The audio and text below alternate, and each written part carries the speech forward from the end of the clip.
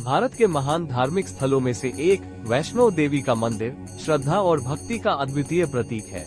यह मंदिर जम्मू कश्मीर राज्य के त्रिकुट पर्वत की ऊंचाइयों में स्थित है और हर साल लाखों भक्त यहां माता के दर्शन करने आते हैं। यात्रा की शुरुआत कटरा नामक गांव से होती है। कटरा से मंदिर तक की दूरी लगभग 14 किलोमीटर है और यह यात्रा पैदल करने वाले भक्तों के लिए अपनी तरह की एक धार्मिक तपस्या है। भारत के महान धार्मिक स्थलों में से एक वैष्णो देवी का मंदिर श्रद्धा और भक्ति का प्रतीक है। मान्यता है कि मां वैष्णो देवी का जन्म भारत के दक्षिण में रत्नाकर सागर के घर हुआ था। उनके माता पिता लंबे समय तक संतानहीन रहे। माता के जन्म से पहले रत्नाकर ने वचन लिया कि यह बालिका जो चाहेगी वह अवश्य पूर्ण होगा। बचपन में उनका नाम त्रिकुटा रखा गया और बाद में उन्हें वैष्णवी कहा जाने लगा। जब त्रिकुटा मात्र 9 वर्ष की थी, उन्होंने अपने पिता से समुद्र के किनारे तपस्या करने की अनुमति मांगी। इस समय भगवान राम, जो विष्णु के अवतार थे, सीता की खोज में समुद्र पार कर आए।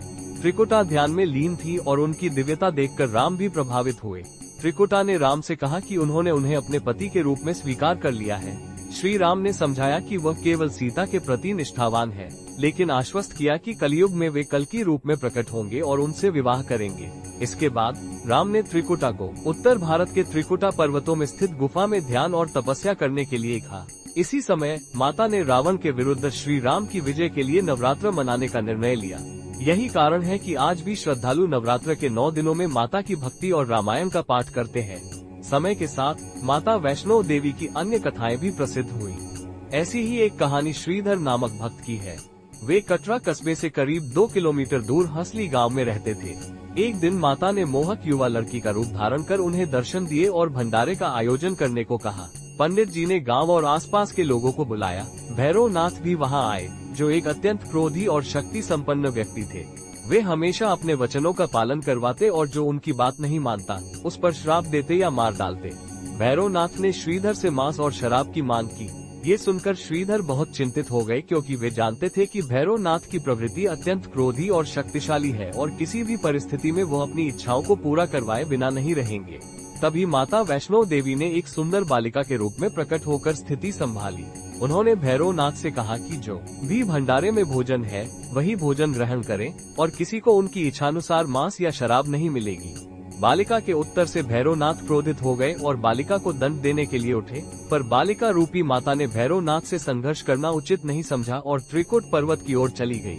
माता बालिका के रूप में उनसे बचती रहीं और कठिन पहाड़ियों और रास्तों से 9 महीने तक साधना और ध्यान में लीन रहीं। इस दौरान माता ने अपनी दिव्य शक्ति और चातुर्य से हर बार भैरव को मात दी। पलायन के दौरान माता ने पृथ्वी पर बांध चलाया, जिससे बाणगंगा नदी फूटकर बाहर आई। ये स्थान आज भी तीर्थयात्रियों के लिए पवित्र माना जाता है और यहाँ स्नान करने से पाप धुल जाते हैं।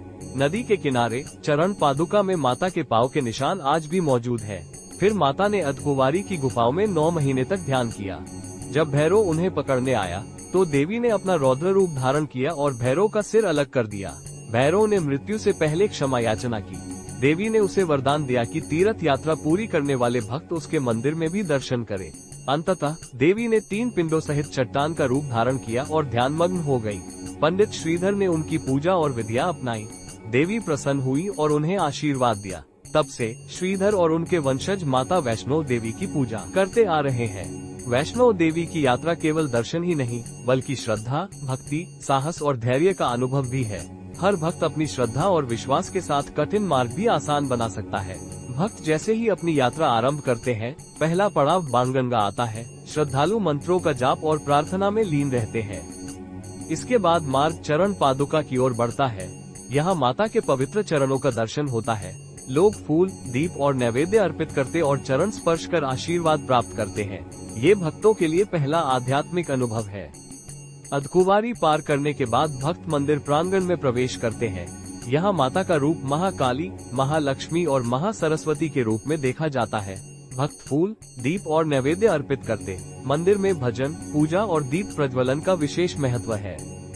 यात्रा के प्रत्येक पड़ाव पर श्रद्धा और ध्यान आवश्यक है। बाणगंगा में स्नान, चरण पादुका में दर्शन और मंदिर प्रांगण में पूजा भजन, ये सभी भक्त के मन और आत्मा को शुद्ध करते हैं। नवरात्रि, दीपावली और अन्य पर्वों में इन स्थानों का महत्व और बढ़ जाता है। वैष्णो देवी की यात्रा केवल भौतिक नहीं है। त्रिकुट पर्वत की चोटियों और घाटियों से गुजरते हुए भक्त माता की भक्ति में पूरी तरह लीन रहते हैं। कठिन रास्ते, ऊंचाई, मौसम और भीड़ श्रद्धा और धैर्य को मजबूत करते हैं। आधुनिक समय में यात्रा के लिए हेलीकॉप्टर, घोड़े या पालकी उपलब्ध है। सड़क, रेल और हवाई मार्ग से भी श्रद्धालु कटरा पहुंच सकते हैं। नवरात्रि में मंदिर विशेष रूप से सजाया जाता है, दीप प्रज्वलित किए जाते हैं और भजन आयोजित होते हैं। वैष्णो देवी की यात्रा केवल दर्शन नहीं, बल्कि आध्यात्मिक शक्ति, साहस और धैर्य का अनुभव भी है। माता के 3 रूपों का दर्शन भक्तों को शक्ति और ऊर्जा देता है। यात्रा हर कदम पर भक्त को भक्ति में लीन कर मन और आत्मा को शुद्ध करती है। अंततः श्रद्धा और भक्ति के साथ कठिन मार्ग भी आसान बन जाते हैं। माता के दरबार में प्रवेश कर भक्त जीवन के लिए धैर्य, साहस और आध्यात्मिक मार्गदर्शन प्राप्त करते हैं। जय माता दी।